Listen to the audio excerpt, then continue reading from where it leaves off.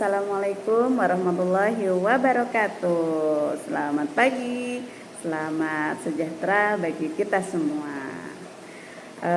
Sholawat serta salam semoga tercurah kepada junjungan kita Nabi besar Nabi Muhammad Sallallahu Alaihi Wasallam. Ya, hari ini belajar bersama Bu Eva. Oke, hari ini kita belajar sama Bu Eva ya, melalui lihat video Bu Eva. Oke, teman-teman, bagaimana dengan puasanya? Masih kuat? Masih sehat? Ya dong, sehat dong. Hari ini kita sudah masuk puasa ke 11 hari, ya betul, baru 11 hari. Semangat teman-teman, biar lancar puasanya 30 hari ya teman-teman ya.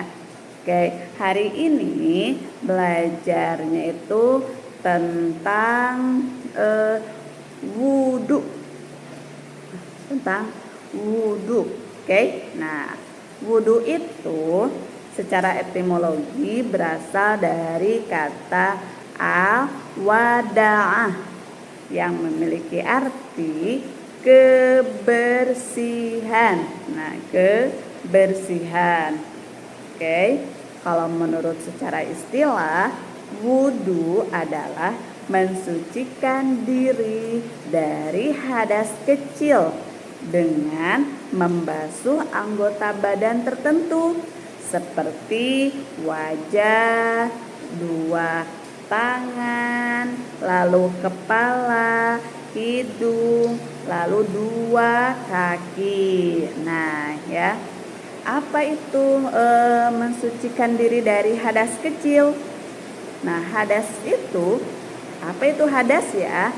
Hadas. H-D-A-S.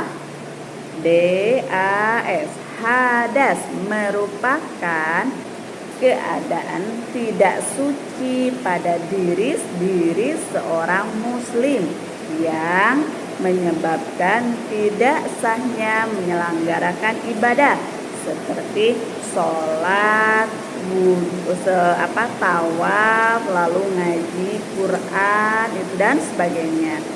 Hadas itu dalam Islam ada dua, yaitu hadas besar dan hadas kecil. Ada hadas yang besar, ada hadas yang kecil.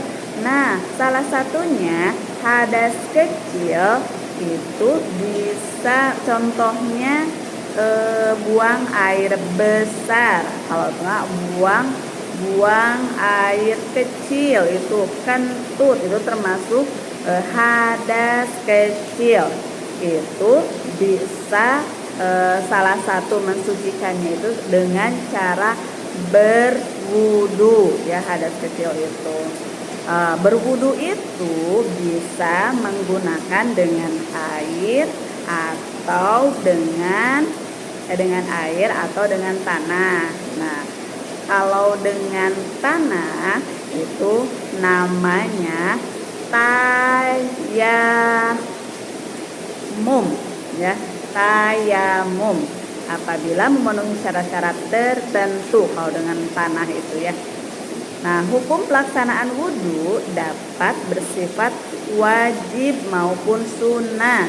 Wudhu bersifat wajib bagi seseorang yang akan melaksanakan sholat dan tawaf dalam ibadah haji. Itu kita wajib ya berwudhu. Tidak sah hukumnya sholat dan tawaf seseorang tanpa berwudu ya. Ketentuan kewajiban berwudu itu sebenarnya ada loh dalam Al-Quran, itu dalam firman Allah Subhanahu wa Ta'ala, itu terdapat dalam surat Al-Maidah ayat 6 yang artinya, hai orang-orang yang beriman, apabila kamu hendak mengerjakan sholat, maka basuhlah mukamu dan tanganmu sampai dengan siku, dan sapulah kepalamu dan kakimu sampai dengan kedua mata kaki. Itu terdapat dalam Quran surat Al-Maidah ayat 6. Sementara itu, wudu itu dapat bersifat sunnah apabila seorang muslim hendak tidur. Itu pun dicontohkan oleh Rasulullah Shallallahu Alaihi Wasallam.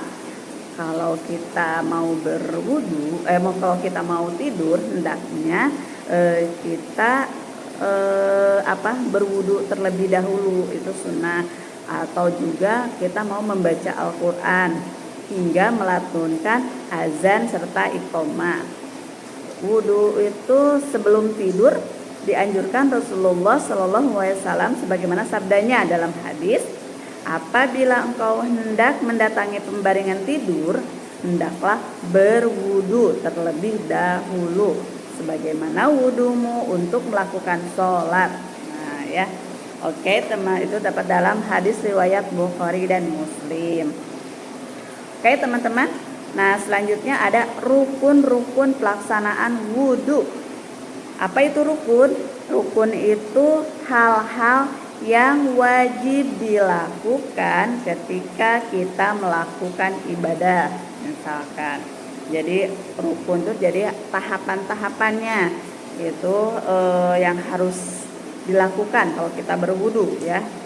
Yang pertamanya itu rukun menghadap ke kiblat, lalu selanjutnya itu bersiwak, membaca basmalah, bismillahirrohmanirrohim, melafazkan niat wudu, berniat dalam hati, boleh diucapkan juga boleh, itu niat dalam hati. Terus membasuh kedua tangan, lalu berkumur-kumur, istinsyak atau menghirup air, ya dari hidung dan mengeluarkannya, itu istinsyak. Lalu mengusap seluruh kepala dari kalau laki-laki bisa dari sini ya, masuk siniin kepala ini, diusap ya teman-teman, bukan di kayak keramas, bukan ya. Lalu mengusap kedua telinga ya, usap kedua telinga, lalu menyela jenggot kalau yang berjenggot, menyela jenggot ya, atau bagian-bagian jarinya, di sela-sela ininya kita dibersihkan. Lalu mendahulukan bagian kanan, harus bagian kanan dulu ya, tangan kanan, telinga bagian kanan, kaki pun bagian kanan terlebih dahulu. Lalu membasuh, mengusapnya itu tiga kali ya, 3 kali teman-teman. Kayak basuh muka itu 3 kali, lalu basuh hidung juga 3 kali, basuh telinga 3 kali ya, semuanya 3 kali. Oke. Lalu ada juga muwala itu berkesinambungan. Jadi tidak boleh teman-teman kalau kita mau berwudu. Nah teman-teman gini dulu, pertama, cuci muka dulu, udah cuci muka langsung kaki, langsung juga jangan langsung basuh hidung. Nah tidak ya teman-teman, jadi harus berurutan dari membasuh kedua tangan, berkumur-kumur, basuh hidung, basuh muka ya, kepala dan telinga, tak lupa cuci kaki, lalu berdoa. Itu harus bertahap ya teman-teman, tidak boleh loncat-loncat, tidak boleh loncat-loncat dari yang hidung dulu, ada yang misalkan aku mau kaki dulu, nah itu tidak boleh, itu tidak sah ya teman-teman. Lalu yang terakhir berdoa setelah berwudu, ya. Ya, gimana teman-teman? Hafal tidak? Ini salah satu urutannya. Nah, kita biar gampang ingat teman-teman, Bu Eva punya tepuknya ya. Jadi teman-teman bisa mengikutinya. Nanti bisa dihafal ya. Kita bareng-bareng ya. Oke. Tepuk wudu. Baca bismillah sambil cuci tangan. Kumur-kumur basuh hidung, basuh muka.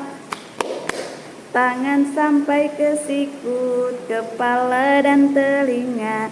Tak lupa cuci kaki lalu doa, amin. Gitu teman-teman. Boleh sekali lagi? Ya. Yo, ulangi lagi ya.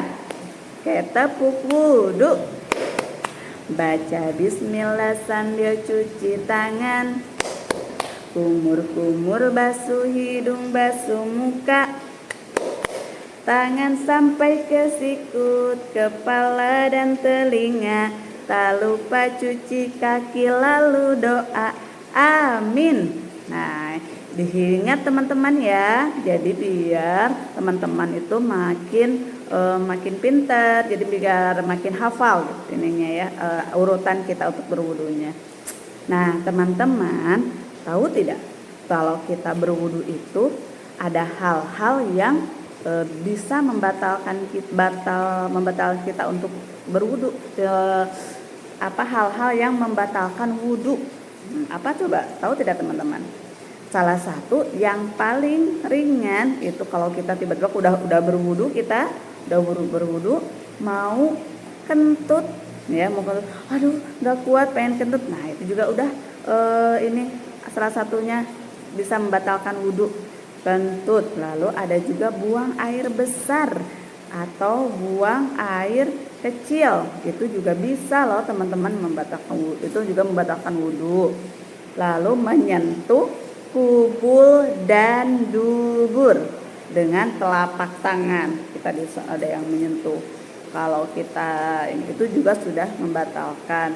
Lalu ada yang tidurnya berbaring di tempat tidur, atau enggak misalkan tidurnya ketiduran tapi tidurnya telentang, tidurnya berbaring, itu juga membatalkan wudhu teman.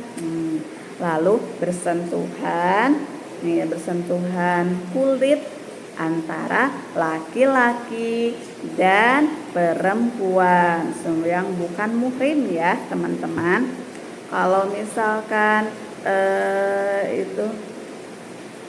itu bisa ya sama yang membatalkan wudu. Oke, nah ya begitu teman-teman mungkin materi dari Ibu hari ini. Nanti teman-teman belajar selanjutnya kita bisa belajar tentang bagaimana doa, menghafal doa